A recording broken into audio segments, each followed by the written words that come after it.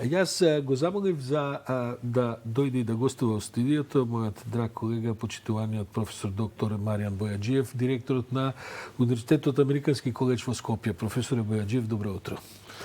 Добро утро. Јас се обидуваме, мислам, прво морам да ве прашам, вие се занимавате со економски анализи, професор сте и угледен, да кажем, и истражувач и научник од таа област, економијата, бизнисот и сето тоа, нели што доаѓа со тоа. Како изгледа од криза во криза да се влегува? Бидејќи јас, откако што памтам, ние се гледаме еднаш два пати годишно во ова студио само за некакви кризни ситуации разговараме. Стварно, за жал, once in a lifetime, ваква криза, тоест сукцесија на неколку кризи. COVID, на она што беше есента кога полудеа цените, значи една инфлаторна криза и ова на крај сега со војната, тоа мислам дека во историјата го последиците ќе бидат страшно. големи, предпоставам, бидејќи гледам сите се задолжуваат, нашава влада успева нешто со тие мерки, предпоставам да менаџира и така натаму, меѓутоа на крај тие пари ќе мора да се враќаат. Па, всушност ние оригинално кога разговаравме, почнавме со тие мерки кога веќе беше пред 2 или 3 недели. Мерките се во принцип прилично добри и владата го прави она што може да го прави. Нема тука нешто спектакуларно, освен една сериозна работа, а тоа гледа како ќе даде, ама не гледа како ќе го намали буџетското трошење. Сега се излезе со некакви препораки, меѓутоа ако не се исклучи со сериозен ребаланс и сериозно намалување на непродуктивните трошења, да не бидеме погрешно Што и опозицијата ги критикува, дека недоволно се штеди. Дали треба всушност да се штеди? Дали државата треба да штеди или, како да кажеме, да речеме, под критика е купувањето автомобили. Дали тоа всушност не е добро за економијата? Дали на тој начин државата не ги врти парите, даноци... Нивото на непродуктивни трошења и неоправдани е просто многу големо. Искрено да бидеме сега Ковачевски дали доаѓа од нашиот универзитет, ми беше драго кога он рече ќе ги намалам советниците, мислам. Како претходно имал 50 советници, заевели, ама ја имав 50, во Груевски имаше 60. Па мислите вие, сега јас и вие водиме некакви фирми, видите сега да имаме 60 луѓе на платен список, што баш многу и не прават, така да тоа е, мислам, апсолутно непродуктивно. А стои патот Кичево Охрид, Росоман Прилеп, не може луѓе да патуваат, тоа е продуктивно трошење, ова е апсолутно палење чумбето и Денеска се договоривме да разговараме за една тема која ретко се дискутира во македонскава, дури и стручна јавност, ако барем јас колку што имам увид и ако немам целосен увид во вашата професија, тоа е една диспропорција, една дисонанца која што постои помеѓу сите економски статистики што се водат подпредни врз релативно неточни статистички податоци за бројност на населението. Да, точно збирам неточни податоци. Тоа е една од, да кажем, прочуените страни на статистиката. Ќе ни објасните ли малку повеќе? Па добро, јас во принцип да речеме не се сметам себе си за макроекономист како колегите Петревски, Никица Мојсовска и другите од Американ коледж, но вака како граѓанин на државата се разбира се бавам со некои теми. Една од нив беше онаа позната Македонија мегалополис, кога искочив со тезата дека Македонија има 1.650.000 луѓе. Тоа беше пред сега веќе мислам 4 години.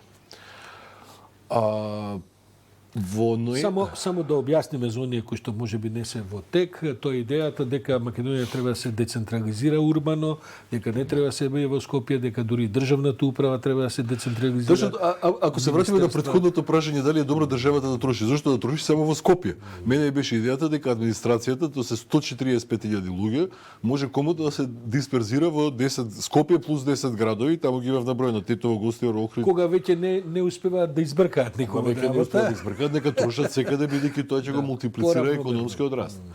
И таму искочив со проекција за Македонија 1.650.000 луѓе, базирана на број на деца во основни училишта. Значи, тоа намалување на број на деца е... Јасно се гледа во таа статистика, бидејќи таа е точна. Уписите на деца во основно училиште, кој е задолжително законски, е јасен показател. Сега таа статистика почна да се појавува и во официјалната, ние последните 2 години, официјално според Завод за статистика, имаме негативен природен прираст. Значи, дури и да сме 2 милиони, ние 2050 ќе бидеме 300.000 помалку со тој тренд. Значи тоа почна пред 2 години беше минус 900 луѓе, минатата година беше минус 1700, оваа година ќе биде минус 3-4, значи официјално. Зошто е тоа важно за економските статистики? Оти на крајот на криштата ние можеме да сме и по попис од 2 милиони, само е важно кој живее тука, кој не живее. Не, апсолутно, значи кога говорам јас зборам за жители, не зборам за пасоши. Оти Македонија има пасоши всушност 2 милиони и 400, официјалната бројка беше 2 милиони, затоа имаме ние милиони и 800 гласачи, па не можеме цензус да го направиме. Оти тоа се милиони и 800, ама на 2 милиони и 400 илјади издадени пасоши.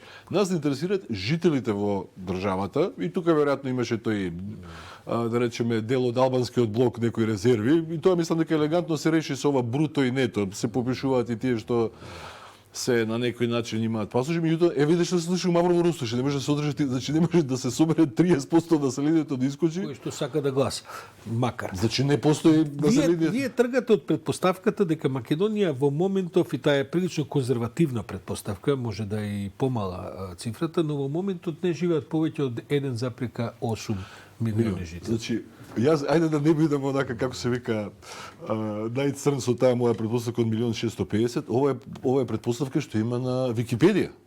Кликнете на Википедија, по меѓународни бројки, проценето за Македонија вели 1.830.000 луѓе. Како се одразува тоа на економските ефекти? И да се надеваме дека сега најави дали директорот на Завод за статистика дека наскоро ќе ги објават бројките, така да ќе имаме. Како се одразува на економските ефекти? Сега тука имаме два-три интересни моменти, бидејќи GDP е тој, така и тој тука нема жители, пасоши, тоа се реални бројки, математиката е да речеме прилично точна, ама сега ако поделиме на помал број на население, доаѓаме до поголем GDP per capita. Сега значи се обидов ја вчера да се заблагодарам на поканата, бидејќи вака немаме тригер тогаш да немаме доволно време да се фокусираме. Значи ако Македонија има сега номинален GDP $6.700 per capita, ама оној по куповна моќ тоа се 17.663. Пресметано на 2 милиони. Тоа на 2 милиони, да. Значи на 1.800.000 тој GDP ќе стане $19.418, што се приближува до $20.000, што е вака некој прак на, како се викаат оние, висока средна развиеност, или ние имаме скок од 79 одиме на 72 место, да речеме, во некој светски ранг, што не е воопшто занемарливо. Други се проекциите, друга е куповната моќ, други биде Потенцијалите се други. Па се разбира, други се потенцијалите и друг ќе биде сега, тоа е веројатно ствар за посериозна анализа понатаму, сега каква е па дистрибуцијата на тоа богатство, бидејќи ова е некој упросечување само, меѓутоа ова се бројки што мислам дека ќе испаднат точни. Тоа на крајот се одразува и на бројките на вработени и невработени, работно способни и така натаму. Токму така. Сега тука има два проблеми. Значи ние сега официјално оперираме, сите влади се фалат дека се намалува невработеност. Меѓутоа невработеноста се намалува заради иселувањето, заради овој проблем што ја почнав да го говорам пред 4 години. Добро, има и нешто сега тука нови, посебно во зоните и така натаму. Меѓутоа, бројките се на вработеноста кажуваат дека ако ние се намалиме сега од 2 милиони на 1.800.000, ако со тоа оперираме, бројот на невработени официјално, значи во моментот во Завод не Завод, него преден Агенција за вработување, значи на активни баратели на работа е 127.000. Ако претпоставиме дека само 10% од нив се поради социјални бенефити, што веројатно уште е поголемо во земја со која што има 30% сиромашни. 30% од сиромашни, ама и 30% од сива економија.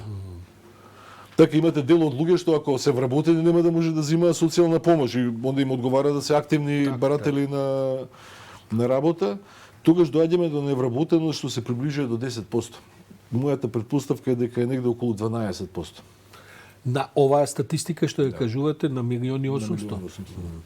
И сега кај невработеноста да бидеме прецизни, значи да се оградам од професорската капа да ја ставам оваа на стопанственик, бидејќи невработеноста се мери според анкета на работна сила, малку поинако се структурира од оние луѓе само што земаат од сите што сме пријавени на кои што се плаќа персонален данок, но факт е дека ако имате помала маса, ќе имате помал број и на вработени и невработени, со тоа што бројот на вработени со оглед на економската активност имам чувство, стопанствениците го говорат тоа дека е многу тешко да се најде Да, недостасуваат цели професии. Добро, професоре, да ве прашам сега, како, бидејќи ние ќе го дознаеме тој број, ако ништо друго официјално е за некоја недела, се најави дека крајот на март е датумот кога барем со тие најосновни бројки ќе се излезе.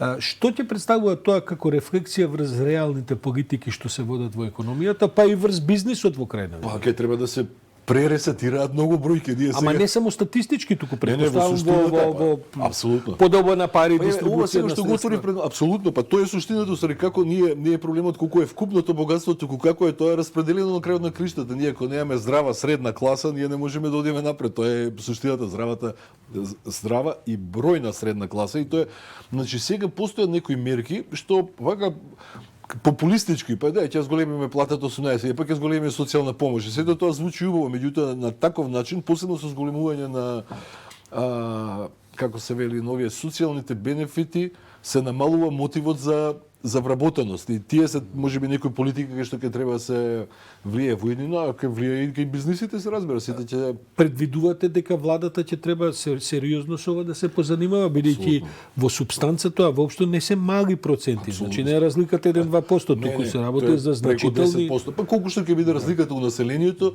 ова ќе биде уште позначена разликата во економските Претпоставувам дека параметри. тоа особено ќе биде интересно кога регионално ќе се разбие, бидејќи сега во регионалниот развој, па сега кој ќе излезе официјалната статистика, па ќе покаже Тоа всушност ќе биде доаѓаме до доаѓаме до мојата теза. Тоа ќе биде всушност најинтересно, бидејќи де факто по ова што го слушаме сега во моментот немаме вака опипливи ситуации според некои мои вака да кажеме перцепции, точно тоа е проблемот, како велат луѓе во Тиквешкиот крај да речеме, големите винари, некои не велат ние да немаме пензионери, не можеме да имаме работници, дека пензионери нешто ќе работат по пладне, па комбинираат два приходи, па тоа испаѓа некоја приказна. Во источниот дел тоа е како велат, не е веќе пјаченца, тука е струмиченца, во Италија, западниот дел од Певегово и Маврово Ростуче, што го споменавме, масовна иселеност во Италија, во Германија, така да тоа се...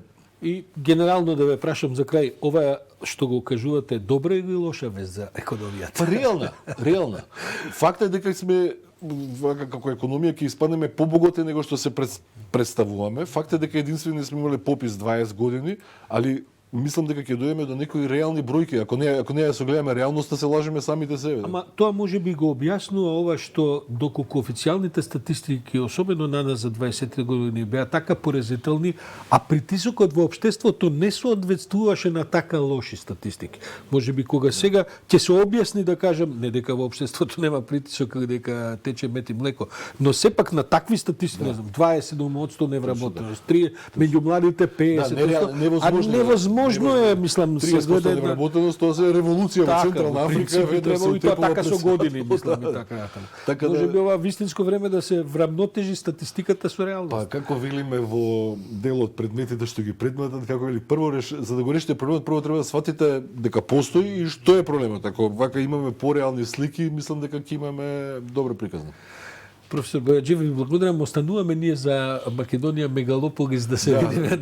кој Само дека излезат кој ќе ги убиват статистики. бројките, да, и евентуално анкета на работна сила, тоа ќе биде добар момент да видиме што се случило во државата. Одлично. Благодарам многу. Професор Маријан Бојаджиев, директор на Универзитетот Американски коледж во Скопје, кој што неодамна беше прогласен, неодамна минатата недела. Предвадено, всушност за најдобар приватен универзитет на едно меѓународно рангирање. Така, одлично. А може би треба и да се видим и на таа тема, само треба и ректорот Јанкуловски да го викнеме, така му излегува некои рангирања сега. Поширока кои што тема е таа. Предизвика повторно дебата во јавноста. Ви благодарам, Маријан Бојаджиев.